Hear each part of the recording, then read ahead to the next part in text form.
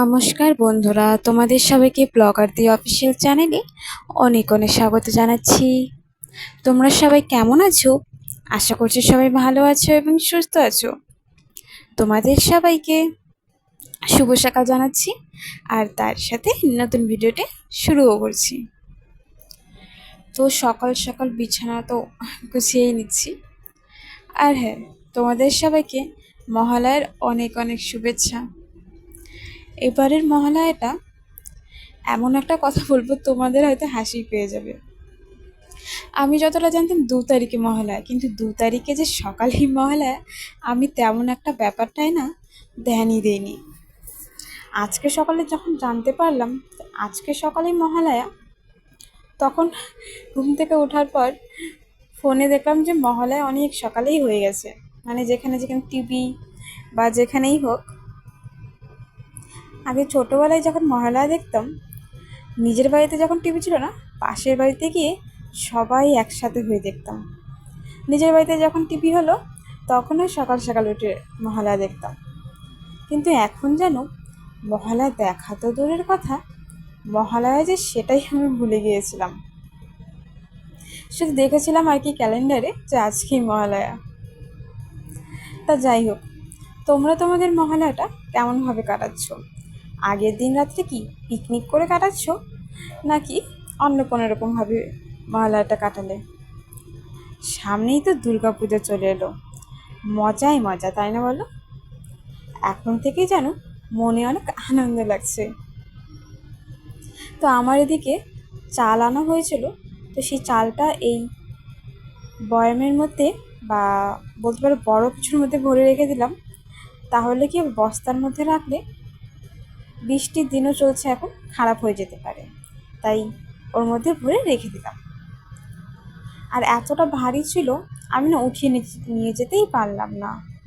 একটু টেনে টেনে নিয়ে যাওয়ার কারণে ঘরের মধ্যে একটু দাগ হয়ে গেল আবার।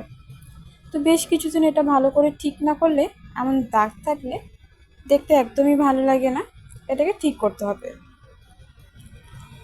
তো এরপর যা দিয়ে আমি তুলছিলাম চাল, কারণ ছোটো কৌটা দিয়ে তুললে অনেক সময় লাগবে, তার জন্য বড় এই সসপ্যানটা নিয়েছিলাম। তো রান্নাঘরে আসার পর দেখলাম কিছু কিছু জিনিস এলোমেলো হয়ে রয়েছে। আমরা যদি যেই কাজগুলো বড় বড় থাকে সেগুলো করার পর বসে থাকি, তাহলে মনে হয় আর কাজ নেই। কিন্তু যদি আবার কাজ টুকিটুকি করতেই থাকি, তাহলে দেখা যাবে অনেক কাজ রয়েছে। আবার এদিকে বেশ কিছু বাসনও ধোয়ার ছিল, কিন্তু খাওয়া দাওয়া তো আমার সকালেই হয়ে গেছে, তাই শুধু এখন বাসনটা ধুয়ে নিলে আর জামা কাপড় ধোয়া হয়েছে, তাহলেই সকালের কাজকর্ম একদম কমপ্লিট। তো আমি না তোমাদের বাইরে একটা জিনিস দেখাচ্ছি। আমাদের বাড়িতে রয়েছে ফুল গাছ, তাও নাকি আবার শিউলি ফুল গাছ।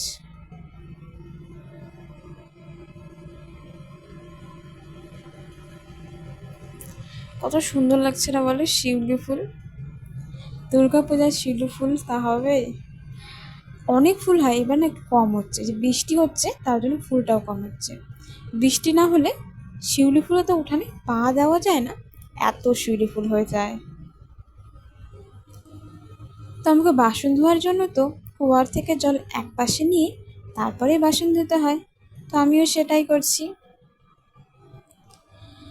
তো বন্ধুরা, তোমাদের যদি আমার এই ব্লগ ভিডিও ভালো লাগে, একটু লাইক কমেন্ট শেয়ার, তার সাথে চ্যানেলটি সাবস্ক্রাইব করে নিও।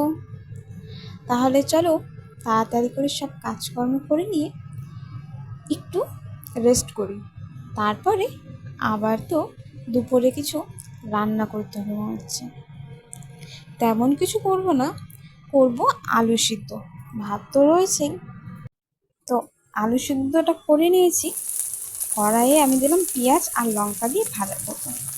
আমার আবার কাঁচা পেঁয়াজ দিয়ে আলু মাখা তেমন একটা ভালো লাগে না, পেঁয়াজ ভাজা লঙ্কা ভাজা করে আলু মাখা করতে খেতে বেশ ভালো লাগে, তো আমিও সেটাই করছি। আর আলুটা না কড়াই দিয়েছিলাম একটু ভাজা ভাজা করার জন্য, যাতে টেস্টটা একটু বেশি হয়, কিন্তু না অনেক গরম থাকার কারণে আর হাত দিইনি। এই গ্লাসটা দিয়ে ভালো করে একদম মেখে নিয়েছি। চলো, আলু মাখা দিয়ে ভাত, আর তো আর কিচ্ছু চাই না। এটা হলেই যেন আমার একদম জমে যায়। সাথে একটুকু পাঁপড়ও ভেজে নিয়েছি। চলো তাহলে সবাইকে টাটা।